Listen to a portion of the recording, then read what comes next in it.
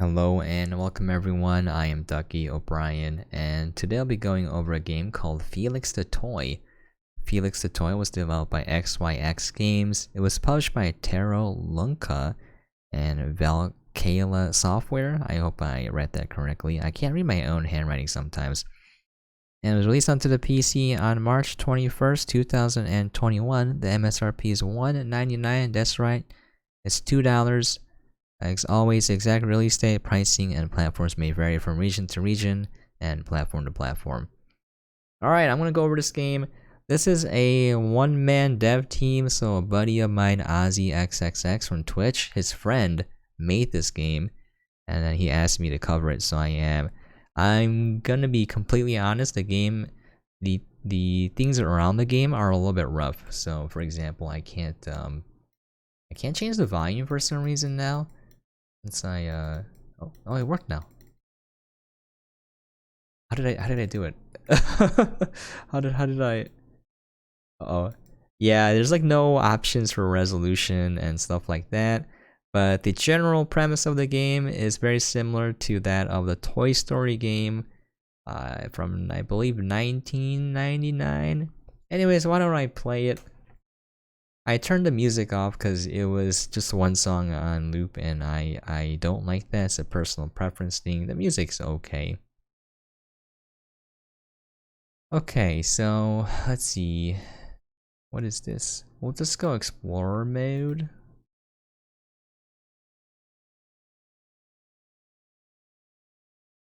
So here's the first level.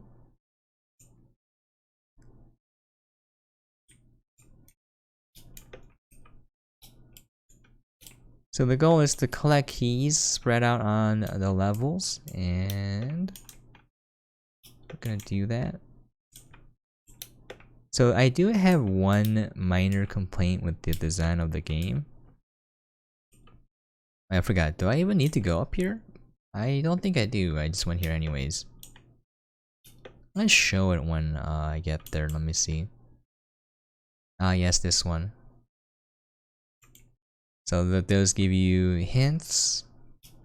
I think the game is okay. Honestly, the core gameplay loop is perfectly fine. There's a couple things that I would change. Like I feel like the jumping is a little bit too floaty. Okay, I would probably get rid of the trail.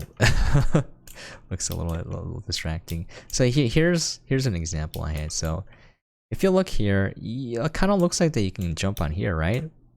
Onto that thing, but you can't, and there's an invisible wall preventing you from doing so because the route they want you to take is to go I forgot where it was. Oh yes, over here. This is the route they want you to take.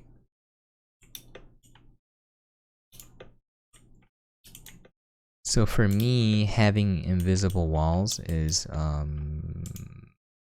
I don't like that sort of design. You can just literally block it.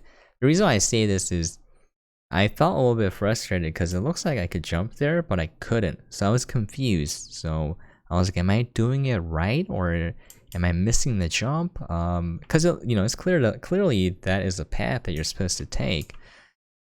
And I couldn't go there, so I was like, oh, am I doing something wrong? And I'm like, okay, I guess I'll try exploring somewhere else. And I found that path. And it turns out that there's an invisible wall there to kind of encourage you to go this way. And I was like, that is a little bit... I personally don't like that sort of design. Okay, we got the key there. I feel like that will cause confusion amongst players because it's like, it looks like I can go there, but I can't. It's just one suggestion there. Alright, let's see. Are there any more keys here? Okay, I'm gonna go down into the basement.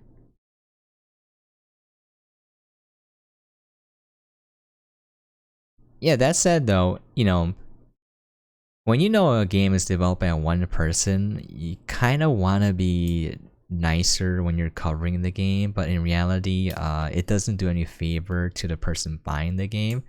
So it seems a little harsh, but I call it as it is. no matter what the development situation is, because at the end of the day, it's about the person buying the game and playing it, because, you know, it doesn't matter under what conditions the game was made. If a person doesn't like playing it, then, you know, if you recommended it, if you highly recommended a game and they end up not liking it, and you scored a game more positively because you felt like you had to, because it was just one person making it, then I think you're doing a disservice to the consumer. So it's a little bit harsh, but I call it as it is. So also, another thing is, even though I said that, I do fully support people making games. It's really hard. If you haven't tried making a game, if y'all haven't tried making a game, highly recommend it. It's a lot easier than it used to be, but it's still very difficult. Unreal Engine is amazing. I haven't tried using Unity yet. I'm sure Unity is also amazing, but Unreal Engine is just straight up, it makes game development super easy. You don't need to know coding at all. You don't even need to know how to make graphics. You can just get free ones or buy them on the asset store, and then you can make a game in like a week. Now, it's not gonna be a good game, but you can make a game in a week. Watching tutorials. The only hard part is Unreal Engine is constantly being updated, and the documentation is outdated. I've been using the official Unreal Engine documents, and they don't work. Some of them don't work because they're referring to things that are no longer existing. So that's kind of frustrating. Or when you watch a really good video tutorial, but it no longer applies to the version of Unreal Engine you're using, that's also very frustrating. Other than that, it's pretty easy. And I applaud anyone making games. Like, if I think it's rough, I'm gonna say it's rough, and that doesn't mean I want the game to fail or anything. On the contrary, I want them to do well, make enough money, learn from their first game, and then make an even better game the second time around. Because no one's perfect on their first try, you know? Very few people produce something or do something well on their first try. It takes multiple times and a lot of practice and effort. So when I see like a fledgling game developer, while I'm constructive with my feedback and criticism, I try not to put them down. You know, you don't wanna break their mental. Why would you do that? You know, they're gonna quit before they have a chance to get better. That's not what you want. So, yeah, like here, if I feel like I should be able to jump here, but I can't. So that part again, a little bit frustrating. Okay. Also, the mouse goes off the screen and onto OBS. This is only a complaint for people who stream. Okay, so with the keys, you unlock this. I'm missing 2 more. What? Where else? Oh, inside the fridge. All right.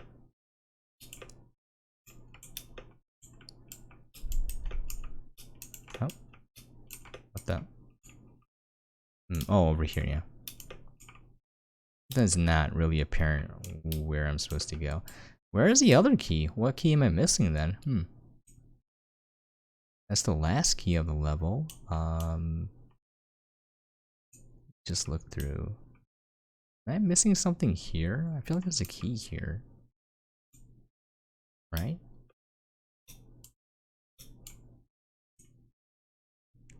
But yeah, stuff like you know, you need a option screen to change the resolution if you're playing on PC, because people have different resolutions on their PC.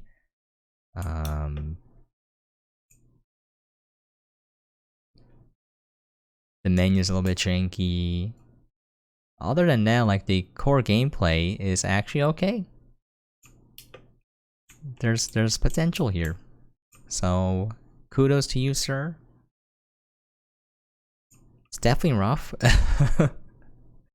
Definitely rough, but good for a first attempt, and hopefully you make more games.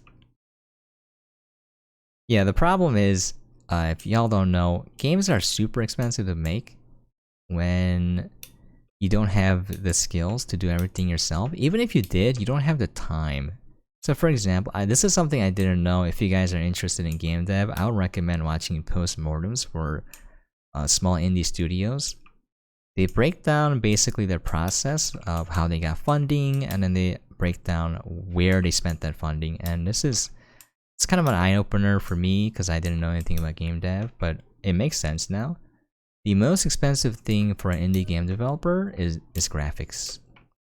So like making or buying music is pretty straightforward. Even if you want to get a license for a full album for your game, it's relatively cheap, and you can get really good music from a composer for pretty cheap. You know, like you can spend less than a couple $100 and get a full soundtrack and sound effects and all of that. But the graphics though, especially for a 3D game, there's just so many facets to it. Like for example, you gotta make the models, right? And then you gotta make the textures, and then you gotta rig the models, and then you have to animate it.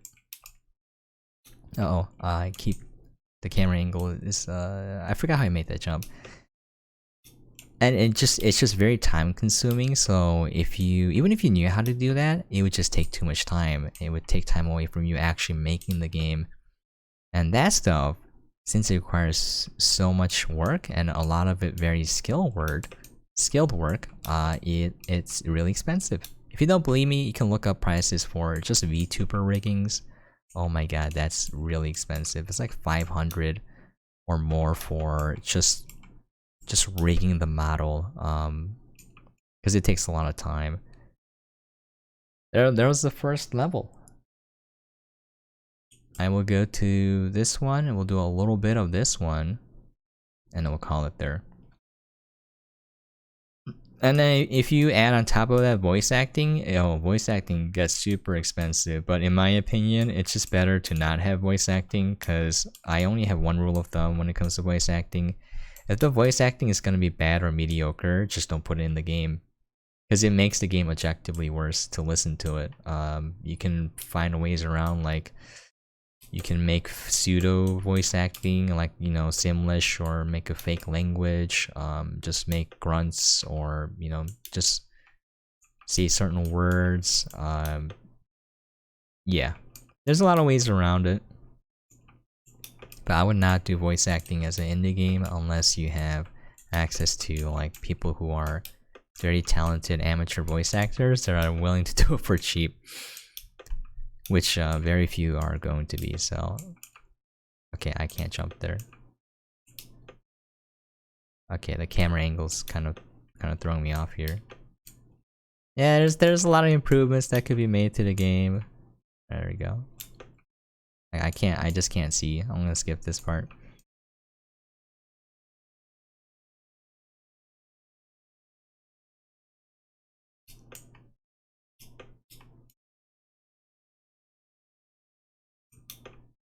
Yeah, it's only $2 as well, so it's not like you're gonna lose bank.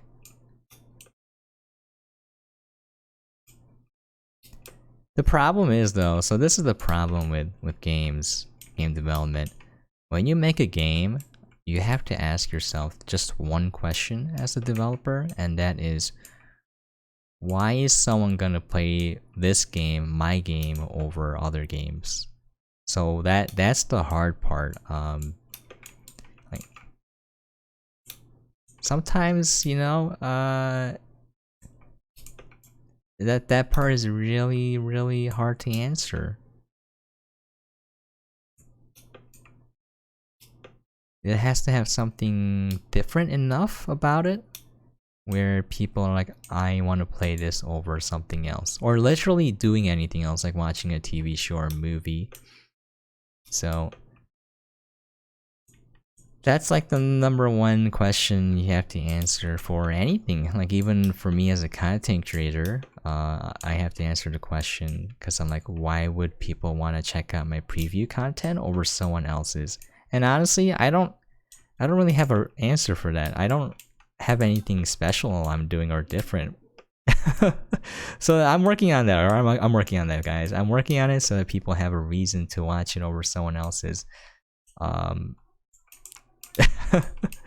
It's okay just to do things the way you want to, because that's what you want to do. That's perfectly fine. But you know, you need to make money in life. In most societies, you need to make money, and so you have to answer that question. And I missed that jump. Okay, I'm gonna call it quits here. The game does make me a wee bit sick. I am pretty sensitive to games. I can't put my finger on why. I don't know if it's the FOV or the frame rate, but a few games make me really sick to the point where I'm gonna actually throw up if I keep playing it. This one just gives me headaches. I think it's due to like, kind of like motion sickness almost, where my brain perceives the world to be real, but you're moving or things are reacting in a way where it's not possible. It's like physically not possible. And then I think my brain is like sending signals to my body, like making me feel like I want to throw up to let me know that something is wrong. You know, if this were the real world, but which it isn't. So Dying Light is a game I can't play. Half-Life 2 also makes me very sick if I keep playing it.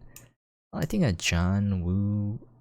was it John Woo? There's like a really old PC game with bullet time and diving and martial arts and guns. I just couldn't play that game. And this one just gives me headaches. Anyways, I want to call it here. Once again, the game is Felix the Toy, developed by XYX Games, published by Tero, Lunkka, and Valkeala software? Valkeala? I don't know.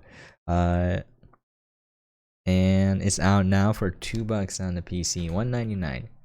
Okay, hopefully that gave you guys an idea what the game is like, and hope you enjoyed what you saw. If you have any questions, comments, things you'd like to see or for me to cover, please feel free to leave a comment down below. I do read all the comments. I might not respond to all of them, and I will definitely try to make a video if someone requests it, but I am very pressed for time, so I might not get around to it. I'll definitely try though. Anyways, thank you so much for dropping by and watching. I really do appreciate it. And as always, hope you guys are staying safe and sane out there. And I'll catch you guys next time. You know what I think it was? I think the music contributed too, because I'm feeling less sick without the music turned on. Okay. Let's catch you guys next time.